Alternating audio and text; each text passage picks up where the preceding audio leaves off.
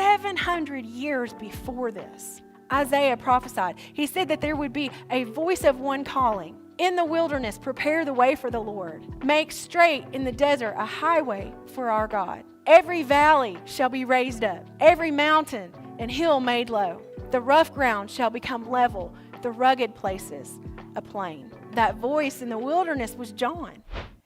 It was all in God's plan, all in God's bigger plan. John was to prepare the way for the Lord. It's like during that time, if a king was coming to your village or coming to your area, there would be a messenger that would go out before the king, and they would say, the king is coming, prepare the way. And all the people would go out into the road, and they would clear away the rocks, and they would fill in the ruts, and they would fill in the holes, and if there was trees growing over, they would trim them back, and they would make sure that the road was completely clear, the path was completely clear for a smooth entrance of the king. And that, metaphorically, is what John was to do for Jesus, for the first coming of Jesus.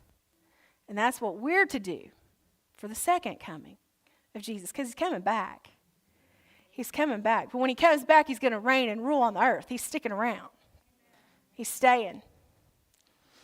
Some of you are preparing for your family to come visit this holiday season.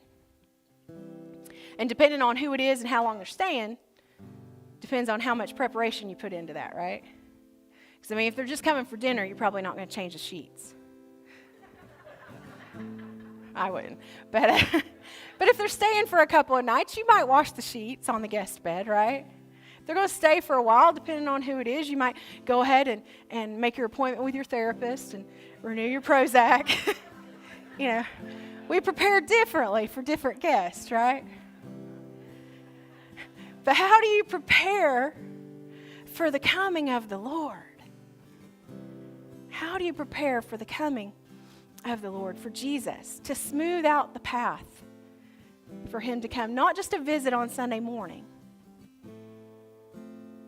but to stay in your life full time? How do you prepare for the coming of Jesus? See, John was born for a purpose. He was created for a purpose. And so were you. God knew John before he was born. He planned John. And he planned you.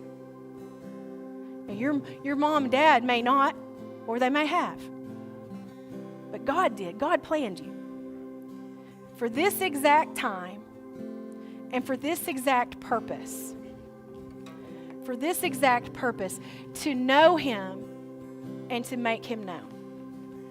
To know him and to make him known. To prepare the way for the Lord. That's what you're here for. To prepare the way for the Lord in your own life.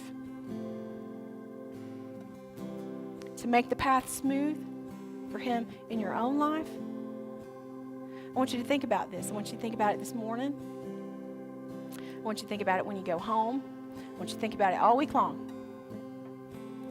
And I want you to notice, what is it in your life that's keeping you from serving him fully? What is it that's keeping you from knowing him better, from being all in for Jesus every day? What is it that's keeping you from that? Because we could all be closer to him. He wants a relationship with us. He wants to be close to us. What things need to be removed from the path in your life? Maybe it's a bad choice. Maybe it's a bad habit that's putting distance between you and God. Maybe it's somebody that you're hanging out with or places that you're hanging out that's influencing you to compromise your faith. There's things in our lives, some of them just need to be downplayed and decreased a little bit. Some of them need to be completely eliminated. And it may not even be anything bad. It may just be a hobby. It may be something that's not inherently wrong or inherently bad, but it's taking up all your time where you have no time for God. You have no time for church. You have no time to pray and read your Bible and draw close to him. He wants to be a priority in your life? What needs to be cleared out of the path to make that happen in your life? That's first and foremost. And then make him known. Make him known. The greatest way that we can make Jesus known in our life and make him known to other people is by the way that we live our lives. By the way that we act towards other people. The way that we talk to other people. The way we talk about other people. The way that we talk about Jesus.